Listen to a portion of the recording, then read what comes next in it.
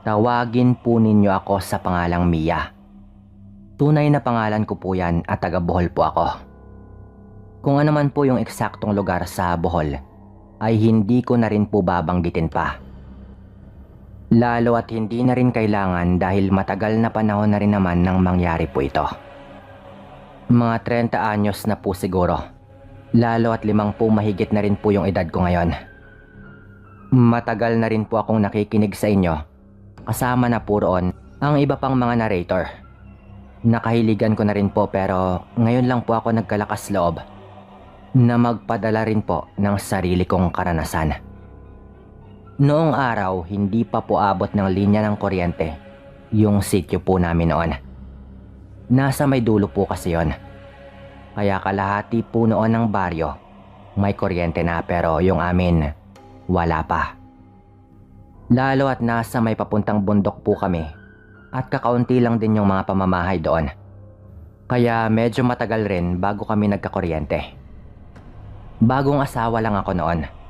Sa kababaryo ko rin na tawagin po natin sa pangalang Noel. Mabait ito at masipag. Kaya kahit bata pa ako noon, nahulog ang aking loob sa kanya.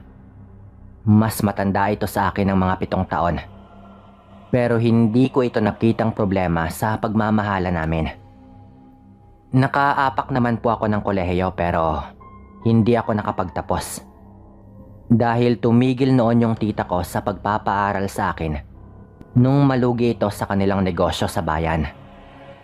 Walang-wala naman kami kaya hindi na ako nakapagpatuloy hanggang sa mag-asawa na nga po kami ni Noel. Yung bahay po nila Noel yung nasa may dulo ng baryo na hindi pa abot ng kuryente. At dahil nga po nag-asawa na kami, doon muna kami nakitira sa bahay ng nanay niya. Naitago naman natin sa pangalang Nanay Maria. Hindi naman po kasi niya maiwan si Nanay Maria. Lalo at 2 na lang din sila na magkasama sa buhay. Solong anak po si Noel. At matagal na rin pong yumao ang kanyang ama. Hindi naman yun naging problema sa akin. Lalo at bago kami kinasal ni Noel, naging malapit naman po ang loob ko sa nanay po nito. Nagdadalang tao na po ako noon kaya nagpakasal po kami. Huwag po sana ninyo akong husgahan dahil nauna nga pong mabuntis bago po yung kasal. Aaminin ko pong naging mapusok po kami noon. Yung trabaho po ng asawa ko ay nag-uuling at nagbibenta rin po ng mga kahoy panggatong. Minsan rumarakit din po ito kapag meron pong nagpapagawa ng bahay. Dahil marunong din po ito sa pagkakarpentero. Tuwing umaga, nakaugalian ko na natulungan si Nanay Maria sa kanyang mga tanim na gulay. Pero nung medyo malaki na rin po yung tiyan ko, hindi ko na rin magawa at minsan sa pagluluto na lang din ako umaalalay. Minsan habang naghihiwa po ako ng kalabasa, naitanong po sa akin ni Nanay Maria kung handa na raw ba talaga akong maging ina. Bagay na agad ko naman pong sanagot ng oo. Ngunit ang sabi po nito, kung sakaling hindi pa raw pala ako handa, baka magawa naman daw niya ng paraan.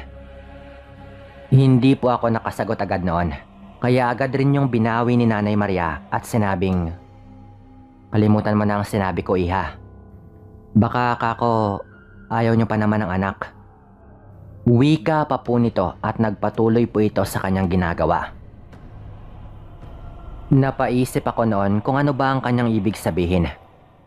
Mukhang balak nitong ipalaglag sana ang dinadala ko kung sakaling hindi pa kami handa. Pero ang laki na po ng tiyan ko noon eh. Mga 7 buwan na rin, kaya hindi ko maisip kung saan ba nanggagaling ang mga pinagsasabi noon ni Nanay Maria. Sa isip ko lang po noon, handa na rin talaga kaming mag-asawa na magkaanak. Mahirap ang buhay pero pagtutulungan naming palakihin siya ng maayos. Ganun lang po yung nasa utak ko noon. Kaya pilit kong binaliwala yon. At hindi ko na rin po binanggit pa sa asawa ko. At baka mag-away pa po sila. Ang napansin ko lang po noon, simula po nung sabihin yon ni Nanay Maria, parang hindi na po ako mapakali, lalo na sa gabi. Kaya minsan po, kulang na po ako sa tulog Isang hating gabi, habang tulog na nga po yung asawa ko, ako naman ay nag-iisip-isip, kaya hindi pa po ako makatulog. Bigla na lang po akong nakarinig noon ng kaluskos sa division po ng kwarto. Magkatabi lang po kasi yung kwarto namin at yung kwarto po ni Nanay Maria. Maya-maya pa po, nakarinig ako ng paulit-ulit na boses na meron pong sinasabing, "Ang bango, napakabango." Ganon po yung pagkakarinig ko na talagang kinilabutan po ako. Boses nga po yun ni Nanay Maria. At kahit napakahina lang po nun, naririnig ko po yun lalo at sobrang tahimik doon kapag gabi. Hindi ko alam kung anong sinasabi niyang mabango. Yung hinihigaan ko po kasi sa gilid po mismo ng division. Yung higaan kasi namin ay nakadikit lang din po sa division po ng kwarto. Kaya dingding lang talaga yung pagitan at naririnig ko talaga yon. Lalo at manipis na plywood lang din po yon. Sa mahinahon at mahinang paraan, tinawag ko po noon si Nanay Maria. "Nay, ayos lang po ba kayo? Kayo po ba yung nag-iingay?" Tanong ko pa po noon. Lalo at paraan ko na rin yon para mawala yung kaba na nararamdaman ko. Sumagot naman po ito na bakit gising pa daw po ako at meron lang daw siyang inaayos. Nung sumagot po ito, naramdaman kong bahagya itong lumayo doon sa dingding. Bago po kasi yon, pakiramdam ko talaga noon ay nakadikit na po yung mukha niya doon mismo sa division. Kaya literal na dingding na lang yung pagitan sa pagkakarinig ko. Nung tumahimik na po, nakatulog rin naman po ako noon. Nagising po ako ng umaga na at pagbangon ko, wala na po roon si Nanay Maria. Maaga raw na umalis, sabi ng asawa ko. Nagmamadali raw na pumunta sa bukid. Nung paalis na rin po yung asawa ko, nagtanong po ako sa kanya noon kung meron ba silang sinulid at karayom. Dahil magtatahi na lang ako ng mga damit na kailangang tahiin. Sinabi lang ng asawa ko noon na tignan ko na lang daw sa mesa sa loob ng kwarto ni Nanay Maria. At agad na rin po itong umalis. Pagkatapos ko nga pong magagahan noon, pumasok ako sa kwarto ni Nanay Maria. Bibihira lang akong pumasok doon. At nung huling pasok ko doon, nung bagong kasal pa kami ni Noel, pumasok po ako doon para maglinis po noon. Nung tinulak ko ng pinto na gawa rin sa plywood, agad pong tumawag ng pansin ko ang mga marka po doon sa dingding. Ang dami pong marka ng kalmot. Pero doon lang po yun lahat banda, sakto sa tapat ng hinihigaan ko doon sa kabilang kwarto. Tulad po ng sabi ko, division na plywood lang po yung pagitan ng kwarto namin. Kung titignan po yon, parang mula po sa mahabang mga kuko. Nahalatang bumao na nga po sa plywood. Yun po siguro yung mga naririnig ko. Siguro ilang pagkakataon na rin po yon. Kaya medyo marami na ang mga kalmot. At sino pa nga ba yung gagawa nun? Kundi si Nanay Maria lang. Kung ano-anong bagay na po noon yung tumatakbo sa utak ko. Pero pagbalik po ni Nanay Maria at ng asawa ko, hindi man lang po ako umimik tungkol doon. Makailang pagkakataon po akong bumelo na sabihin sa asawa ko pero natakot po ako noon. Nung naghahapunan na kami, nagtanong po si Nanay Maria kung pumasok ba ako sa kwarto niya. Hindi ko alam kung paano niya nasabi yon. Samantalang wala naman po akong ginalaw. Hindi rin po ako nagpatuloy sa pagtatahi. Dahil hindi nga po ako mapakali noon sa aking mga nadiskubre. Hindi ko alam kung paano niya yon nasabi. Siguro naamoy po niya o kung ano man, lalo at may ideya na po ako noon na baka aswa nga po yung matanda. Tinanggi ko lang po lahat yon at hindi naman po ito nagtanong pa ulit. Siguro sa pagod ko na rin po sa pag-iisip. Agad nga po akong nakatulog ng gabing yon. Pero bandang hating gabi po noon, nang magising po ako, dahil nakaramdam po ako ng parang mabasa sa may bandang tiyan ko. Pagdilat na pagdilat po ng mata ko, agad pong tumambad sa akin ang isang bagay na hinding-hindi ko talaga malilimutan. Doon po sa itaas po ng division, nakalabas po yung kalahati ng katawan ng isang matanda, habang yung kalahati naman po ay hindi ko makita. Parang nakadungaw po ito. Napulang-pula po yung mga mata at mahaba po yung dila. Naglalaway po yun ng sobra, na direkta pong tumutulo sa tiyan ko. Kaya pala nakaramdam ako ng babasa. Yung matanda pong tinutukoy ko ay walang iba kundi si Nanay Maria. Kahit ibang-iba po yung itsura, kilala ko po ito dahil po sa suot po nitong duster. Sa pagkabigla ko po, agad po akong napasigaw noon. Nagumising naman po sa asawa ko. Nung gawin ko po yon, Sir Dan, kitang-kita po talaga namin, pati na nga po ng asawa ko, na parang nawala sa kanyang sarili ang matanda. At tuluyan na po sana itong aakyat doon po sa division, papunta po sa kwarto namin. Kahit nataranta, ay kinuha ko noon ang garapon na meron pong lamang asin, na itinabi ko nga po doon sa higaan namin nung makita ko noong umaga ang mga kalmot sa kwarto ni Nanay Maria. Isinaboy ko po yon sa matanda at hinding-hindi ko makakalimutan na natakot yung matanda at nagmadaling tumalon pabalik doon sa kwarto habang sumisigaw na parang nasasaktan. Saan ka ba naman nakakita ng matandang mahina na ang pangangatawan pero nakakyat pa doon? At ganun yung itsura na talaga namang kikilabutan ka. Sa galit ng asawa ko, ay napamura po talaga ito.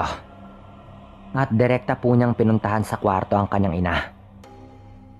Hindi talaga makapaniwala si Noel noon. Ganyan ka pala, Nay. Nay, apo mo yun. Apo mo yung ipinagbubuntis ng asawa ko. Sigaw po noon ni Noel. At kahit gabing-gabi na po, nagmadali po yung asawa ko. Nailagay po sa bag ang mga damit namin. Dahil agad daw po kaming aalis at makikitulog muna sa kanyang pinsan. Yun nga po yung nangyari noon. Binantaan po noon ni Noel si Nanay Maria na kapag sumunod siya o magbalak man na tambangan kami sa daan, hindi na raw niya kikilalaning ina si Nanay Maria. Nagpalusot lang po kami noon sa pinsan po ni Noel na nag-away lang po kami sa bahay. Hindi pa rin kasi magawang sabihin ni Noel noon ang totoong dahilan sa kanyang pinsan. Kinabukasan po, kinuha na rin po ni Noel ang iba pa naming mga gamit at kumuha na lang po kami noon ng bahay na mauupahan. Talagang pinangatawanan po ng asawa ko na hindi na kami babalik pa doon. Nakakatakot man po yung nangyari, pero nakakalungkot rin po. Hindi na kami bumalik pa doon. At nung mamatay po si Nanay Maria, yun lang po yung panahon na bumalik po kami doon. Namatay po ito na mag-isa sa kanyang bahay. Siguro, dinala na rin po nito sa pagkamatay niya ang kanyang pagkaaswang. Siyempre, iyak pa rin po kami ng iyak nang mabalitaan namin. Sa kabila nga po ng lahat ng mga nangyari. Ito po yung kwento namin, Sir Dan. Maraming salamat po sa mga makikinig. Paalam.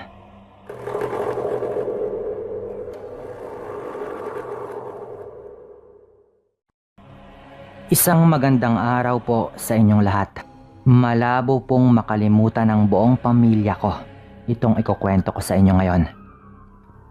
Naisipan ko pong ibahagi ito sa inyo pagkatapos ng mga isang buwan ko ng pakikinig sa mga kwento po ninyo dito sa inyong channel. Bukod sa nag-aalangan po akong magbahagi ng kwento Medyo ayoko na rin po sanang maalala pa ang kwentong ito. Pero sa maikling panahon ko pong pakikinig dito, marami po sa mga kwento ninyo ay nakarelate naman po ako. Kaya heto at ako naman po yung magkukwento. Nakatira po kami noon sa isang baryo sa Laguna. 17 taong gulang pa lang po ako noon. Panganay po ako sa magkakapatid. At ipinanganak po ako noong 16 na taong gulang pa lang po ang nanay ko. Batang-bata pa po kasi ito naglandi. Nabuntis. Maaga pong nagmahal ang nanay ko. Pero kahit ganun po yung nangyari, ay hindi ko naman po masasabi na bunga ako ng isang malaking pagkakamali. Dahil kahit maaga mang nagsimula sa buhay ang mga magulang ko, tumayo naman po sila sa kanilang sariling mga paa. Hindi po nila tinakbuhan ang responsibilidad. At nagsumika po silang itaguyod ang aming pamilya. Ang nanay at tatay ko po ay parehong nakatira doon sa baryo namin noon sa Laguna. Doon din po sila nagkakilala at bumuo ng pamilya. Pero ngayon po ay nasa Mindanao na po kaming lahat naninirahan. Ang sabi po sa amin ni tatay noon, pati raw sa gabi ay kumakayod siya para paunti-unti silang makaipon. Hanggang sa kinaya na raw nilang bumukod sa mga magulang ng nanay ko. At nakapagpatayo sila ng sarili nilang bahay. Yun na po yung bahay na kinagisnan ko. At ang parehong bahay po na meron kami nung mangyari po itong kwento ko na ito. Bale, lumipas na po ang maraming taon. Tumutulong na rin po ako noon sa bahay habang nag-aaral.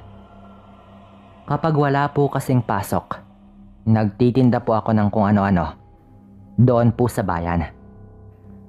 Mula sa mga prutas, mga walis, basahan, at kung ano-ano pa po na pwede kong ibenta na kahit papaano po ay kikita ako habang nag-aaral. Sipag at tiyaga lang rin po. Isang araw po, pag-uwi ko galing eskwelahan, nasa college na po ako noon, mga dekada 80. Sa labas pa lang po ako ng bahay, ay naririnig ko na po ang ingay ng dalawa kong kapatid na babae. Nung pumasok po ako, talagang ang saya po ng mga ito. Siyempre, nagtaka po ako noon. Kaya agad naman po akong nagtanong. Yun pala, buntis daw pala ang nanay ko. Kaya gano'n na lang ang tuwa ng mga kapatid ko. Matagal na rin po kasi naming gustong magkaroon ng isa pang kapatid. Napakasaya po namin noon, Sir Dan. Pati po ang tatay at nanay ko, tuwang-tuwa rin po. Bata pa naman po ang nanay ko noon. Lagpas 30 anyos pa lang po. Dahil kahit 17 taong gulang na po ako noon, batang-bata po kasi ang nanay ko noong ipinanganak po nito ako. Lumipas ang ilan pang mga buwan at medyo malaki na nga po ang tiyan po ng nanay ko. Ingat na ingat po kami noon at hanggat maaari, dapat laging may kasama si nanay sa bahay namin. Siyempre para umalalay sa kanya sa mga gawaing bahay. Kapag may pasok kami, pumupunta ang tita ko doon sa bahay namin. Lalo at may trabaho din ang tatay ko noon. May maliit po kaming tindahan noon na pinagkakaabalahan ng nanay ko. Kahit papaano ay may konting kinikita po doon sa tindahang yon.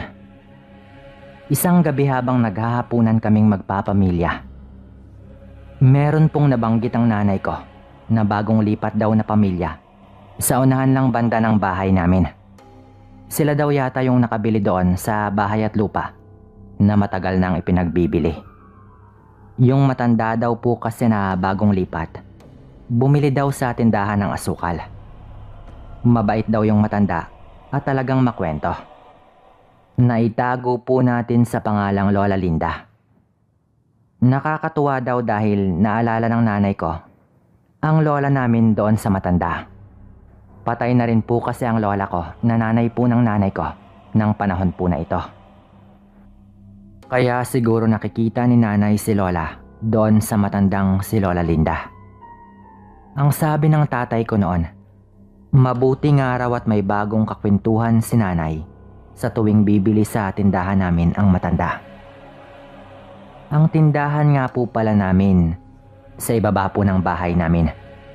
2 palapag po kasi yung bahay namin, pero gawa lang po yon sa kahoy.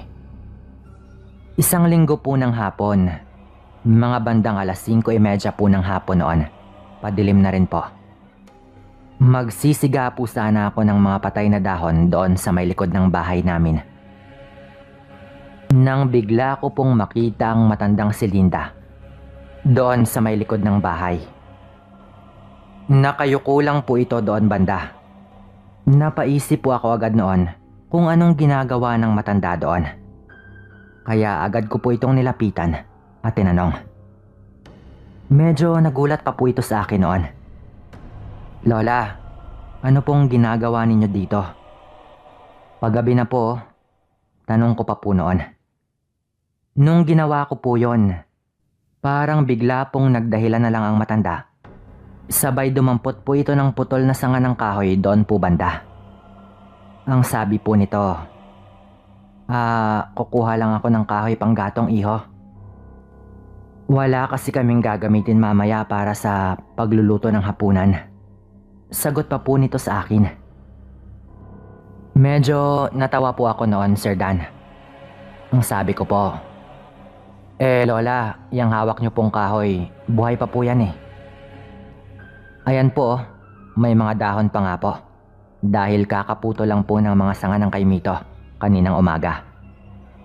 Hindi po yan kakapitan ng apoy kapag yan po yung ginamit ninyo. Wala naman pong mga patay na sanga ng puno dito. Dahil niligpit na rin po namin lahat. Bilang panggatong na rin po. Wika ko naman sa matanda noon. Dahil literal na may mga dahon pa po yung hawak niyang putol na sanga ng puno na hindi po talaga niya agad magagamit yon sa pagluluto. Nung sabihin ko po yon, agad po niyang binitawan yung hawak niyang kahoy. Oo nga pala iho no, madilim na rin kasi ang mata ko. Sagot pa po nito sa akin, sabay tumalikod po ito at umalis. Medyo nagtaka po ako noon dahil kahit sandali lang po yon, nakita ko pong biglang nanlisik ang mata ng matanda dahil sa mga sinabi ko. Ngunit binaliwala ko na lang din po yon, Sir Dan. Kinabukasan po niyan, naiwan po ang nanay ko at ang isa ko pang kapatid na babae sa bahay po namin. Wala po kasing pasok ang kapatid ko noon. Siguro mga 9 na taong gulang pa lang po ito noon. Naitago na lang po natin sa pangalang Maymay. Medyo malayo po kasi ang mga agwat ng mga edad namin. Yung pangalawa po sa amin, naitago natin sa pangalang Karen. 5 taon po ang pagitan namin. Kaya mga 9 na taong gulang pa lang po talaga si Maymay noon. Pero okay na rin po yon, basta't may kasama lang po sa bahay ang nanay ko. Kahit papaano po kasi, ay napag-uutusan na rin po talaga ang kapatid ko noon. Masunuring bata naman po si Maymay. Kapag Lunes po, madalas pong ginagabi po talaga kami ng kapatid ko. Dahil inaantay ko pa po ito sa kanyang practice ng volleyball sa eskwelahan po nila. Yung tinutukoy ko po ditong kapatid ay yung si Karen po. Sa tuwing may practice po kasi ito, talagang inaantay ko po si Karen. Dahil nag-aalala ang nanay ko kapag umuuwi po siya ng gabi ng mag-isa. Bilang kuya po nito, ay ako na lang po yung naghihintay sa kanya tuwing Lunes at Biyernes para sabay po kaming umuwi. Bandang 7:30 na po yata ng gabi noon. Noong pauwi na po kami ng kapatid ko. Ang tatay ko naman po ay madalas gabi na talaga nakakauwi dahil sa kanyang trabaho. Habang nasa daan po kami pauwi, pareho po kaming parang nakaramdam po ng masama. kami po ng kapatid ko. Yung tipong parang hindi kami mapakali, pareho. Si nanay po agad ang una naming naisip noon. Kaya ang ginawa po namin, nagmadali na po kaming umuwi. Pagdating po namin sa bahay, ang tahimik po noon. Pero napansin ko po agad na hindi pa bukas yung ilaw doon sa may tindahan. Nakapagtataka po yun. Dahil sa ganong oras, dapat bukas na po yung ilaw doon. Agad ko pong binuksan ang pinto, sabay diretso na po sa loob ng bahay. Pagpasok po namin, narinig ko po ang sigaw ng isang matanda. Naabutan ko po noon ang matandang si Lola Linda na nakaupo sa sahig habang hawak-hawak ang nanay ko na wala ng malay at dinudugo. Ganon na ganon po yung eksenang inabutan ko po noon. Agad ko pong tinawag ang kapatid ko noon, Sir Dan. Pero mas lalo po kaming nabigla noong nakita po namin na nakahandusay din po doon banda ang kapatid ko na wala rin pong malay. Nataranta na po ako noon kung ano ang aking gagawin. Sabay agad naman pong ginising ni Karen ang kapatid ko pong si Maymay. Agad ko pong pinalayo ang matandang si Lola Linda sa nanay ko at tinignan ko po ang lagay nito. Nagising naman po agad si Maymay nung ginising po ito ni Karen. Binuhat ko na po ang nanay ko noon. Sabay agad po akong naghanap ng masasakyan para isugod po ito sa ospital. Sumama naman po sa akin ang dalawa kong kapatid. Hindi ko nga po alam noon kung paano kong nagawang buhatin si nanay dahil po sa napakapayat kong katawan noon. Talagang payat po ako noon. Iniwan po namin ang matandang si Lola Linda sa bahay po namin. Nung nasa hospital na po kami at naghihintay po kami doon sa labas habang inaasikaso naman po ng mga doktor ang nanay ko. Nagtaka po ako noon dahil nanginginig po si Maymay na parang takot na takot. Yung tipong parang may hindi po ito sinasabi sa amin. Nung nilapitan ko po ito at tinanong, nakita daw pala nito ang buong pangyayari. Ang sabi po ni Maymay, naabutan daw nito ang nanay namin na wala ng malay habang nakayuko daw po sa kanya si Lola Linda. At kitang-kita daw po ni Maymay na dinidilaan ng matanda ang tiyan ng nanay ko habang pinipisil-pisil pa daw ng matanda yung tiyan ng nanay ko. Ang sabi ni Maymay, kitang-kita daw po niya yung mahahabang kuko ng matanda na kulang na lang ay sapilitan nitong buksan ang tiyan habang walang kamalay-malay ang nanay ko. At nung napansin daw siya ng matanda at tumingala ito sa kanya, doon na raw hinimatay si Maymay nang makita ang nanlilisik na mga mata ng matanda habang nakalabas na raw ang mga pangil nito. Nag-aangil pa nga raw ang matanda na nagdulot ng biglaang takot sa kapatid ko, dahilan para agad daw itong mahimatay. Nagkataon lang talaga na sumakto na dumating na rin kami sa bahay. Kaya siguro saktong pagpasok namin sa pinto, saka naman sumigaw yung matanda ng tulong. At kaya pala nung magising ang kapatid ko, sigaw ito ng sigaw na si Lola Linda daw. Pero sa pagmamadali namin, ay hindi namin pinagpapansin ang mga pinagsasabi nito. Pagdating po ni tatay doon sa ospital, sakto naman po na nalaman na po namin na patay na raw yung sanggol sa loob ng tiyan. Kaya kinailangan na raw na alisin ang sanggol doon sa loob dahil baka mapahamak naman daw ang nanay ko. Yung matagal na naming inaasam-asam na magkaroon ng kapatid sa isang iglap lang po, bigla pong nawala sa amin. Nung malaman po ni tatay ang tungkol doon sa nakita ni Maymay, kinabukasan din po, talagang kinumpronta po ng tatay ko ang matanda. Kasama po niya ako noon. May daladala po itong itak at diretso po kaming pumasok ng bahay na hindi na po kumakatok.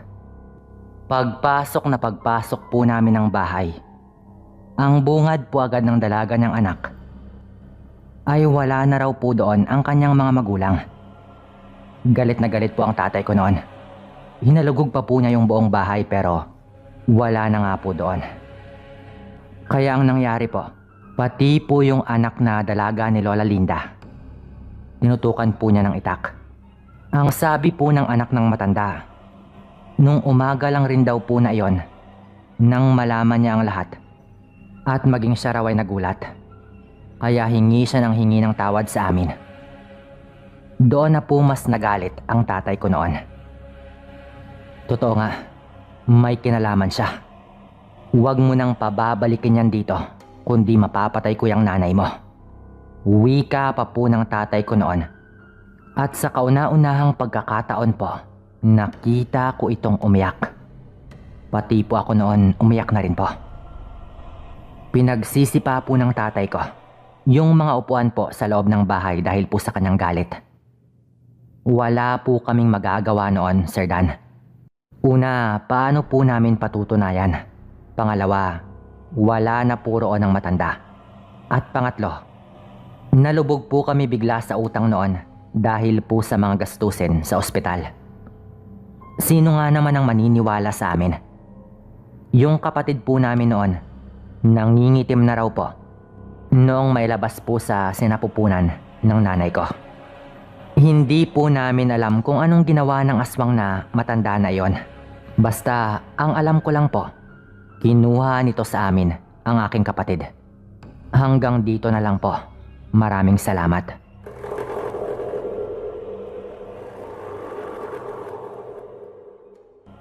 Ang kwentong ito ay isa sa mga kwento sa channel ko na nagkaroon ng problema dahil sa ginamit kong background music. Sayang naman din yung kwento kaya heto at nagtiyaga po akong inarate po ito ulit. Maganda po ito pero syempre pakinggan nyo lamang po kung trip po ninyo.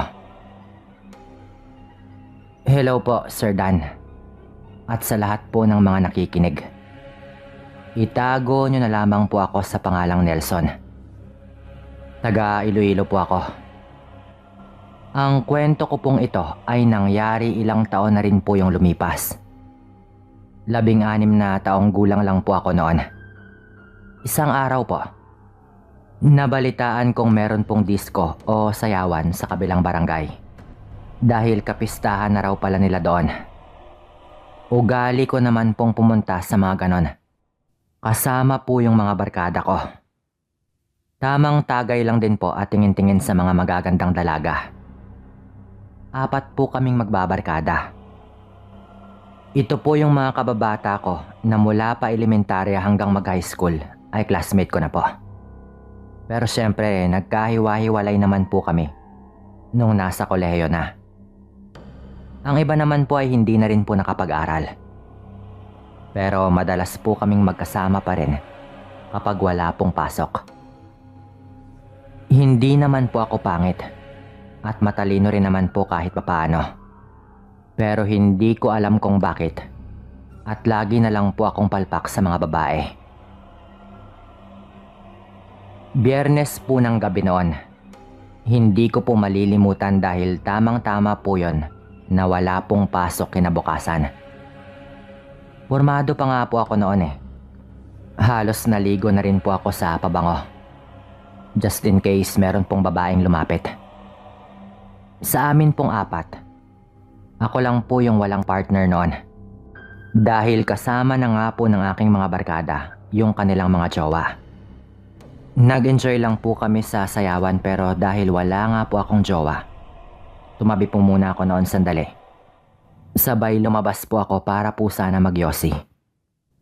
Pero wala pong nagtitinda noon sa labas po ng basketball court dahil pinagbawalan po yung mga ito.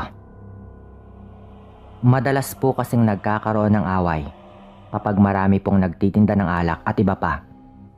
Sa mismong labas po ng court kung saan po merong sayawan.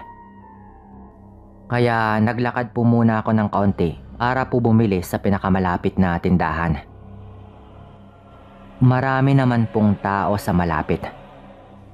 Pero medyo madilim po doon banda sa daan po papunta sa tindahan. Kaya kinuha ko po yung cellphone ko para gawing flashlight. Nung hawak-hawak ko na po yung cellphone ko, nakatutok lang po yon sa daan at nagpatuloy lang po ako sa aking paglalakad. Nung malapit na po ako sa may tindahan, meron po akong naaninag na tao malapit lang po doon sa kalsada. Kung saan matataas na po yung mga talahib. Naaninag ko po yon sa dilim dahil nakasuot nga po yon ng puting damit. Nung una, akala ko po ay puting sako lang o kung ano man pong bagay na kulay puti. Hindi ko po makita yung buong katawan dahil sa matataas nga po yung talahib. Pero napatigil po ako sandali at tinignan ko lang po yun habang itinututok ko lang po doon yung cellphone ko. At aaminin ko pong medyo kinakabahan na po noon ako agad. Dahil parang nakayuko po ito at nakatuwad. Humakbang pa po ako sandali para mas tignan po yon. Pero ayoko pong puntahan talaga mismo dahil nag-aalangan din po ako. Lalapitan ko lang din po sana ng kaunti pa.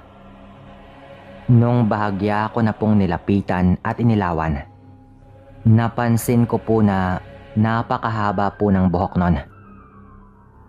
Na halos lumusot na po yung ulo niya sa gitna ng kanyang binti. Hindi ko na po kinaya nang mapansin kong blanco lang po yung mga mata po nito. Yung tipong purong puti lang po yung makikita mo. Kahit hindi po ganun kalakas, narinig ko pong parang umuungol po yon. Yung tipong parang mahinang angil na parang handa nang umatake. Kaya agad po akong lumayo noon at sumigaw po ako sa mga tao. Tulong! Pumunta kayo dito, dali! Sigaw ko pa po noon. May nakapansin naman po doon sa paghingi ko ng tulong. At tumakbo nga rin po papunta doon. Pero nung paglingat ko po pabalik doon sa nakatuwad po na babae, hindi ko po inaasahan ang nangyari. Mabilis po itong pumasok. Papunta po doon sa matataas na po talagang mga damuhan. At natigilan po ako sa aking kinatatayuan nung unti-unti na po itong nawala sa aking paningin. Parang hayop po ito dahil napakabilis po nitong kumilos. Nanginginig po yung boses ko noon. Habang ikinukwento sa ibang mga tao yung aking nakita. Karamihan po sa kanila noon tumawa lang po. Mabuti na lang daw po. At hindi sila agad nagtawag ng tanod dahil pagtatawanan pa daw po sana pati sila. Pero meron naman pong iilan na nakumbinsi naman po sa aking mga ikwinento. Dahil nakita naman po nila na seryoso po ako sa aking mga sinasabi. Kasama po yung ilan sa mga lalaki.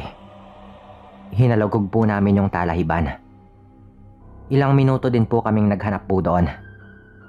Pero wala po kaming nakitang kahit ano. Maliban na lang po sa mga punit-punit po na mga damit. May mga nagsasabi na baka nagpalit na daw po ng anyo. Dahil yung puting damit po na nakita namin, parang pareho po talaga.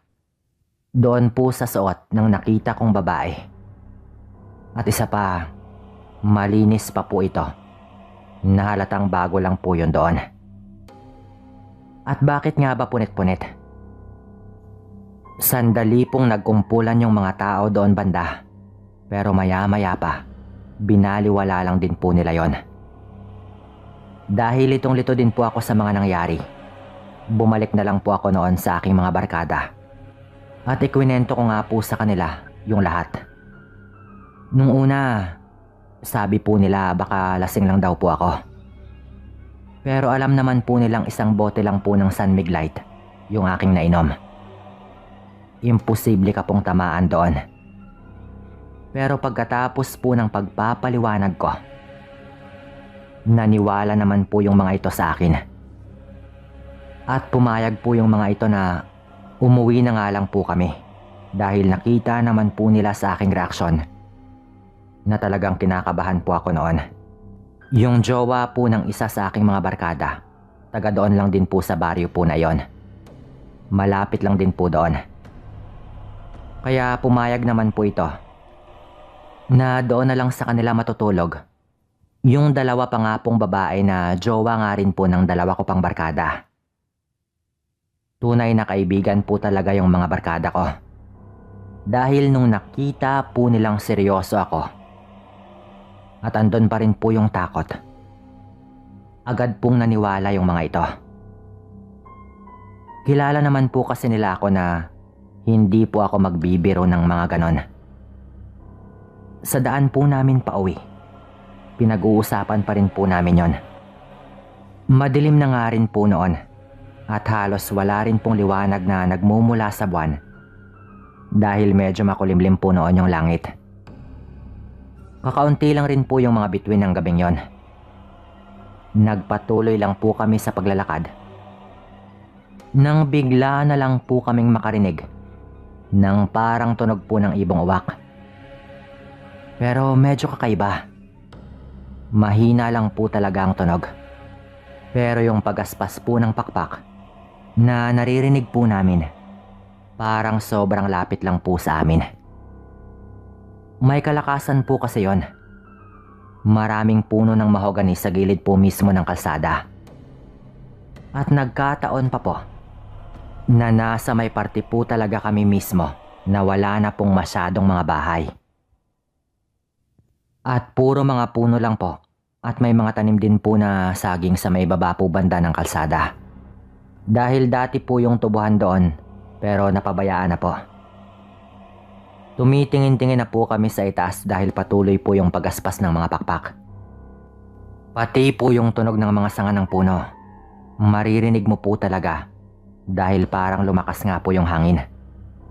Nagkaroon na rin po noon ng kaunting liwanag habang patuloy po kaming naglalakad. Dahil bahagya na nga pong nahawi ang kaninang maitim na mga ulap. Ang sabi po ng isa kong barkada, "Mga pre, mukhang sinusundan talaga tayo ng nakita ni Nelson ah. Wakwak to sigurado ako. Kung sakali man, dalawa lang ang pagpipilian natin. Tumakbo o lumaban. Apat naman tayo eh." Sabi pa po ng barkada ko noon. Habang sinasabi niya po yon, naririnig po namin na parang lumalayo po yung tunog. Nakahawig nga po sa tunog po ng ibong uwak. Dahil napakahina na po nun, na parang ang layo na po talaga. Pero yung nakakatakot po doon, lumalakas po lalo. Yung pagaspas po ng pakpak, habang parang lumalayo naman po yung tunog. Dahil sa kaba po namin noon, tumakbo na po yung dalawa naming barkada. Kaya wala po kaming nagawa ng isa ko pang barkada, kundi tumakbo na rin po. Sinisigawan ko pa po sila noon na kumalma po muna, pero patuloy po sila sa kanilang pagtakbo. Habang tumatakbo po kami, lalo pong dumilim yung daan, na parang meron pong kung anong anino mula po sa itaas na tumatakip nga po sa liwanag ng buwan. Pagdingala ko po, napakalaking pakpak po yung aking nakita. Doon na po talaga ako natakot. Nagsisigawan po kami noon dahil sino ba namang hindi. Naririnig po namin talaga mismo yung pagaspas po ng mga pakpak ng kung anong humahabol sa amin. At nagdudulot po yun ng malakas po na hangin. Malayo-layo na po yung tinakbo namin noon at hinahabol pa po namin yung aming mga hininga. Nang mapansin ko po na nandoon na po kami banda sa parteng meron pong mga tanim na tubo at matataas po yung mga kugon. Kahit takot na po ako noon, naalala ko po yung sabi sa akin ng lolo ko. Kapag hinahabol ka raw po ng wakwak, huwag kang manatili sa kalsada kung saan malinaw ka po nitong nakikita at pwede ka po nitong dagitin. Ang sabi pa po ng lolo ko, hindi ka raw madadagit ng wakwak kapag pumasok ka doon sa loob ng matataas na mga kugon. O pwede rin naman daw na sa loob ng tubuhan. Matatalim daw po kasi ang mga dahon ng mga ito. At maninipis lang daw po yung ibang parte sa pakpak ng wakwak. Na mapupunit daw po ito kapag sinubukan niyang bumaba at dagitin ka. Lalo pa at kailangan niya po talagang bumaba para magawa ka po nitong dagitin kung gumagapang ka lang po sa loob ng mga tubuhan o ng mga kugon. Malalakas lang raw po kasi yung mga ito kapag nasa itaas sila. Kaya sinigawan ko po noon yung mga barkada ko na umalis na kami doon sa kalsada at pumasok na kami doon sa loob ng mga kugon. Dito dali, magtiwala kayo sa akin. Sigaw ko pa po noon sa aking mga barkada na tinuturo ko po sila doon po sa loob ng mga kugon. Naagad naman po nilang sinunod. Kaya pumasok po kami doon at gumapang lang po kami doon sa loob. Nakadapa lang po kami doon habang paikot-ikot po sa itaas yung nilalang po na sumusunod sa amin. Alam po namin yon dahil naririnig pa rin po namin ang pagaspas at ang huni po nito. Madaling araw na po noon, kaya kahit nangangati na po kami doon, tiniis po namin yon. Lalo at alam po namin na patapos na rin po yung disco doon sa kabilang baryo. Kaya marami pong dadaan doon pa uwi. Halos mag-iisang oras rin po kaming naghintay doon. Hanggang sa mawala na nga po yung nakikita naming paikot-ikot sa itaas. Dahil naririnig na rin po namin na marami na rin pong nagsisiuwian galing sa disco. Doon na po kami lumabas. At sumabay po kami noon sa mga taong pauwi na rin po. Wala po kaming imik noon. Dahil parang natroma nga po kami sa aming naranasan. Pinilit po naming manahimik sa mga nangyari po na iyon. At sa pamilya lang po namin kami nagkwento. Wala naman din po kasing maniniwala eh. Baka nga pagtawanan pa po kami o husgahan. Maliban na lang po siguro kung maranasan mo rin mismo. Mag-ingat ka po sa daan mo pa uwi, lalo kung mag-isa ka lang. Hanggang dito na lang din po ito at maraming salamat po.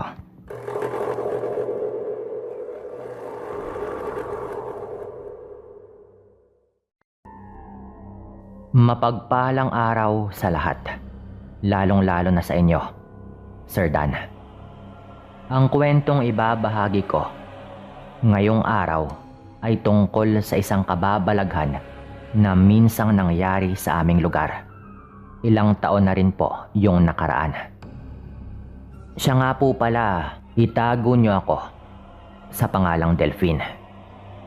Taong 1990 po. Binata pa lamang po ako ng mga panahon na iyon at nakatira pa sa probinsya ng Albay. Maayos at payapa po yung pamumuhay ng mga taong nakatira sa lugar na ito. Lalo't maayos yung pamamalakad ko bilang kapitan nila. May mga pagkakataon na nakaranas ng kahirapan. Subalit, naitatawid naman ang bawat araw na dumaraan. Ngunit hindi namin inakala na ang lahat pala ng ito noon ay magbabago sa isang iglap lamang. May isang araw kasi na ang dating maayos at payapang pamumuhay namin sa nasabing baryo ay bigla na lamang nagbago nang gumimbal sa amin ang isang hindi kapani-paniwalang pangyayari na noon lamang din namin naranasan ng aking mga kababaryo. Umaga pa lamang kasi noon, ngunit napukaw na agad ang aming atensyon at nang iba pa, nang may bigla na lamang matagpuan na isang patay na hayop malapit sa may basketball court ng aming baryo. Ang mas nakakabahala pa roon, halatang hindi lamang basta ordinaryong pagpatay ang ginawa rito. Dahil nang matagpuan yon, wakwak na yung tiyan at nagkalat din sa paligid ang mga lamang loob ng hayop. Dahil sa pangyayari na iyon, nagkaroon ng mga haka-haka ang marami na marahil daw ay isang aswang yung may kagagawa ng bagay na iyon at maaring nasa mismong baryo lang din namin ito at nagtatago sa ibang katauhan. Nagkataon pa na nung mga panahon na iyon ay may bagong salta sa aming lugar na itago na lamang po natin sa pangalang Maria. Estudyante raw po ito, kung kaya't napagpasya niya na kumuha na lamang ng bahay na mauupahan na medyo malapit lang din sa paaralan na kanyang pinapasukan upang nang sa gayon ay hindi na ito mahirapan pa sa kanyang pag-uwi at pagpasok. Nangupahan ang nasabing babae sa amin dahil may paupahan po kami noon nung mga panahon na iyon. Ngunit hindi ko akalain na sa pagsapit lamang ng panibagong umaga matapos nitong dumating sa aming lugar galing sa Karatig probinsya ay sakto naman na yun pa yung mangyayari at bubungad sa kanya. Inakala ko noong una na dahil sa pangyayari na iyon ay aalis na ito at maghanap na lamang ng ibang lugar na mauupahan. Dahil nga po sa nakakatakot na balitang tumambad sa aming lahat. Subalit, sa kabila ng lahat ng iyon ay hindi ko inaasahang mananatili pa rin siya. Dahil doon, siya patuloy yung napagbintangang aswang ng mga kababayan ko sapagkat mula nang dumating daw ito, tsaka naman nangyari ang paghihimagsik ng aswang na pinaniniwalaan nilang walang iba kundi siya rin mismo. Nagalit ang ibang mga kababayan ko noon at ang sabi pa sa akin ay paalisin na sa aming lugar si Maria. Nakiusap naman sa akin yung babae na wala raw siyang ibang mapupuntahan pa kung kaya't huwag ko naman sana daw siyang paalisin. Git pa niya, hindi naman daw totoo ang mga ibinibintang sa kanya dahil hindi raw siya isang aswang. Nagawa pa nitong umiyak at lumuhod sa aking harapan kung kaya't naawa naman ako sa kanya. Kaya naman bagamat maging ako ay nagkaroon rin ng pagdududa sa kanyang pagkatao, mas pinili ko pa rin hindi ito paalisin. Sinabi ko na lamang sa aking mga kababaryo na hindi namin siya maaaring basta-bastang paalisin na lamang at pagbintangan ng walang sapat na ebidensya. Sa halip, ipinangako ko sa kanila na bilang kapitan ng barangay namin at may-ari ng bahay na inuupahan ng babae, babantayan ko itong mabuti upang masigurong hindi nga siya ang may kagagawan sa karumal-dumal na pagkamatay ng hayop na natagpuan. Dahil kung mapatunayan ko na siya nga yung may gawa, ay hindi lamang bastang pagpapalayas yung magagawa ko rito.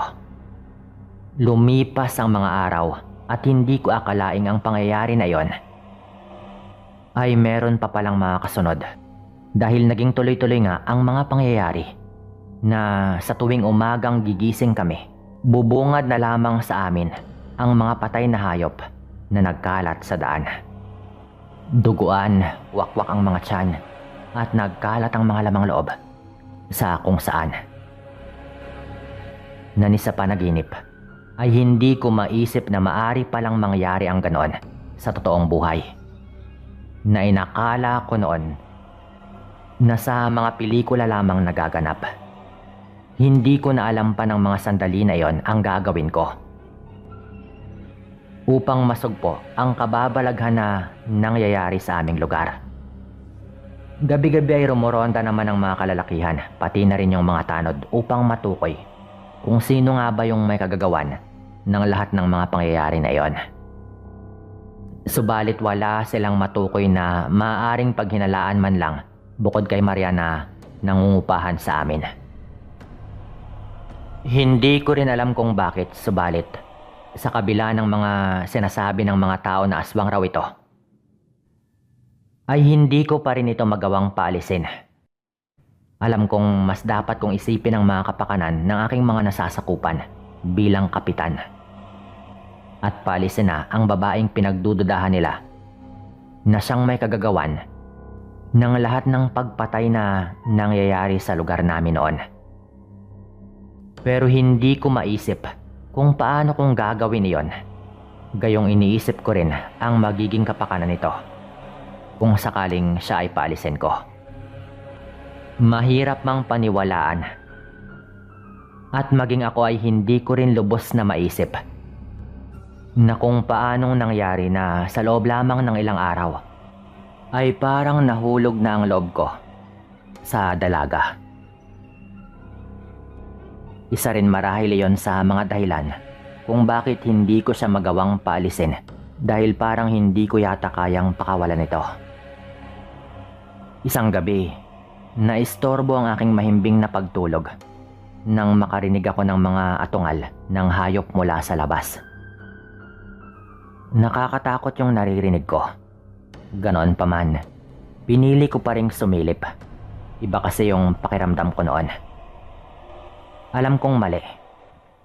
Ngunit nung mga sandali na iyon ay gusto ko ring makasiguro na hindi nga talaga totoo ang mga ibinibintang kay Maria ng mga tao. Kinuha ko nga yung susi ng kanyang kwarto at dahan-dahan kong binuksan yung pinto. Kinakabahan ako noon syempre, lalo at mali nga ayon. Mga pasado 12:00 na rin siguro ng hating gabi at isa lamang ang nasa isip ko noon. Kapag wala siya roon, marahil ay siya nga yung aswang. Hindi ko maiwasan ang panginginig ng aking mga kamay habang dahan-dahang tinutulak yung pinto. Umaasang sana'y naroon ito at mahimbing lamang na natutulog. Subalit, nang tuluyan ko nang mabuksan yung pinto, ay grabe nga bigla yung kaba ko nang hindi ko ito makita doon sa loob. Kung ganun ay baka totoo nga yung kanilang mga sinasabi na baka aswang si Maria. Wika ko pa noon sa sarili ko. Natulala ako ng mga ilang segundo sa loob ng kwartong yon hanggang sa tuluyan na lamang akong nakabalik sa ulirat nang makarinig ako ng mga sigawan sa labas ng aming bahay. Dali-dali nga akong lumabas at nakita ko yung aking mga kababaryo na merong mga dalang sulo at kung ano-ano pang mga bagay habang baka sa kanilang mga mukha ang matinding galit. Ilabas mo si Maria, Kapitan. Huwag mong itago yung aswang na iyon. Sigaw pa ng isang babae. Teka, sandali. Hindi ko alam kung nasaan ito. Medyo nauutal ko pang sabi at meron pa sana akong gustong sabihin.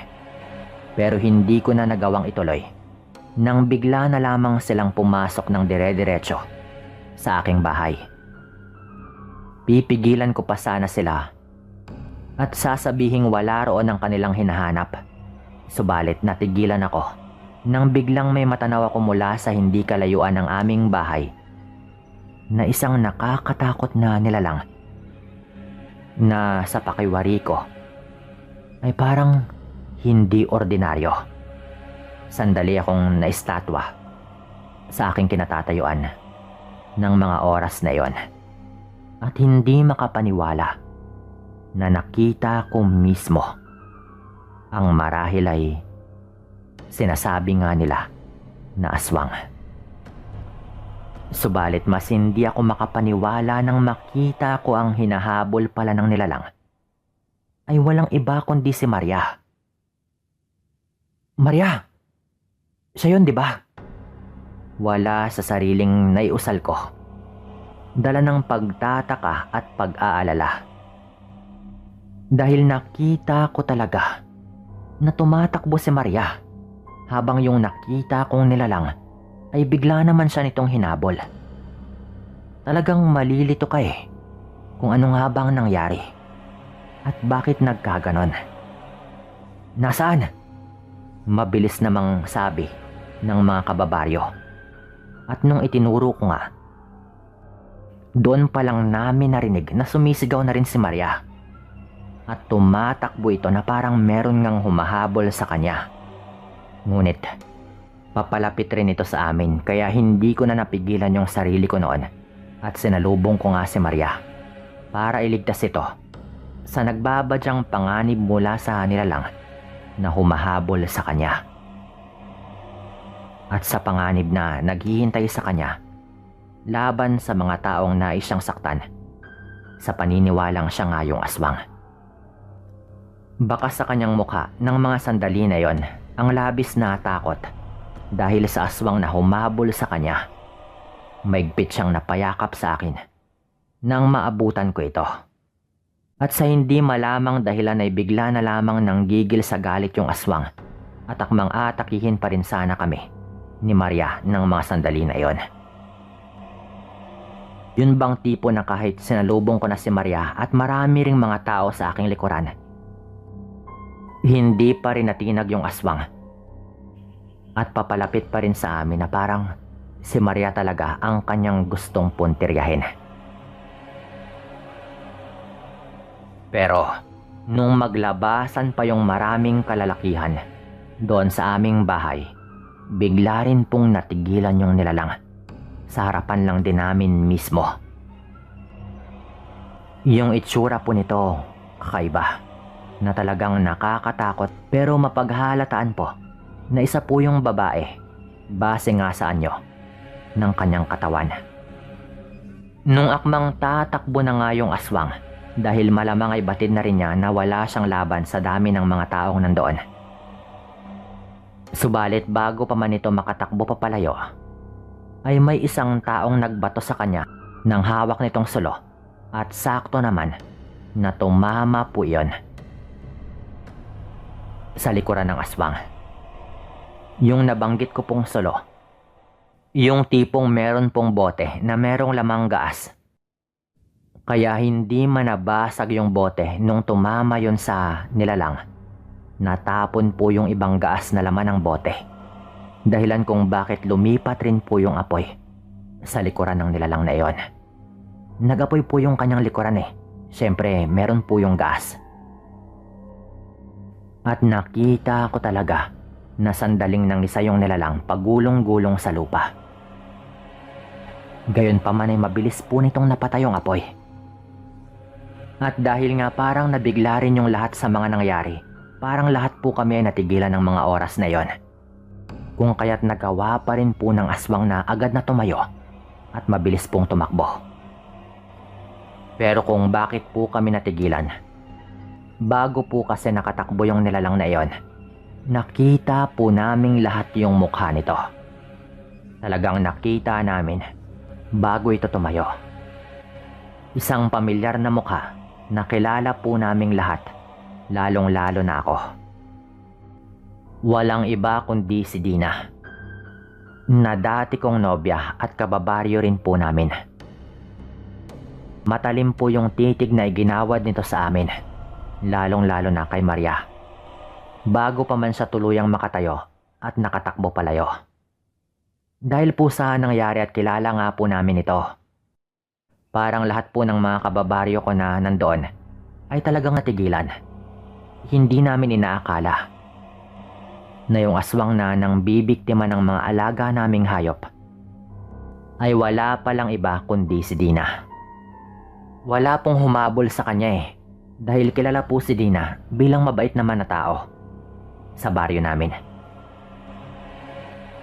Kaya nung makita po namin yung kanyang mukha, parang wala na kaming nagawa kundi panoorin na lang ito na mabilis na nawala sa karimlan. Nung gabi din po na yon, ikwinento sa amin ni Maria na kaya raw pala siya wala sa kanyang kwarto nung gabi na iyon ay hindi raw siya makatulog, kung kaya't nagpa siya po itong lumabas para lang sana magpahangin at maglakad-lakad sandali. Na syempre hindi naman po sana ito lalayo dahil gusto lang po nitong magpalipas sandali ng oras. Ngunit sa hindi inaasahan ay bigla raw merong humarang sa kanyang babae noong pabalik na siya sa kanyang paglalakad. At galit na galit daw ito na talagang hinabol daw siya nito bigla habang nakakatakot na yung mukha na parang gusto nga siya nitong dumugin. Nagkasalisilang po sila ng mga kababaryong pumunta rin sa bahay. Dahil sa kabilang daan po dumaan yung mga kababaryo ko. Habang sa may harap naman na daanan si Maria. Ang sabi pa ni Maria nung hinarang daw siya ng babae, narinig pa raw niyang meron itong sinabi. Sabi raw nito ay lumayas na raw ako sa lugar namin. At layuan daw ako nito. Kung ayaw raw niyang masaktan at mapahamak. Hindi ko rin naman po maitatanggi na hindi naging maganda yung paghihiwalay namin ni Dina. At alam ko pa rin pong mahal pa rin ito ako. Kaya siguro nang makita nito na medyo napapalapit ako kay Maria at ayaw ko nga itong paalisin sa kabila ng lahat ng mga sinasabi ng mga tao. Kaya siguro lalo itong nagalit kay Maria pati na rin sa akin. Sabi pa ni Maria, hindi raw talaga niya inaasahan na makikita niya yung pagbabago ng mukha ni Dina. Kaya wala ngang nagawa si Maria kundi yung tumakbo na lamang pabalik sa bahay ko. Sabi pa nito, panay daw yung kanyang pagsigaw eh. Pero sa hindi malamang dahilan ay parang wala rin kaming narinig. Mabuti na lang. At nung malapit na nga siya, ay agad ko siyang nakita bago pa man siya maabutan ng aswang na iyon. Grabe raw yung takot ni Maria noon eh. Ngayon ay napagtagpi-tagpi po namin yung lahat na selos. Selos yung naging dahilan kung bakit nagawa ng dati kong nobya na si Dina ang mga nagawa niya na pagpatay ng mga hayop upang sa gayon si Maria ang pagbintangan dahil siya nga yung bagong salta sa lugar namin. Upang mapalayas rin po ito at mailayo si Maria sa akin. Ayaw rin siguro nito na mapalapit ako sa ibang mga babae. Bago pa man po matapos yung gabi, pinuntahan po namin yung bahay nila Dinay. Dalawa lang po silang magkasama sa bahay ng kanyang ina. Pero pagdating po namin doon, yung kanyang ina na lang, yung aming naabutan. At ang sabi nito ay mabilis na raw na umalis ang kanyang anak. Tinanong namin yung kanyang ina kung alam ba nito yung nangyayari sa kanyang anak at ang sabi nito, alam naman daw niya at katunayan daw. Sinusubukan daw nila itong ipagamot. Pero sumuko raw yung albularyo dahil marami na raw nakaing hayop si Dina na hindi na raw kayang gamutin pa. Nabuo na raw yung pagkaaswang sa katawan nito. Kaya wala rin po kaming nagawa noon dahil nakaalis na nga rin po si Dina. Ang sabi lang namin, kung sakaling makabalik ito, ay sabihan kami ng kanyang ina.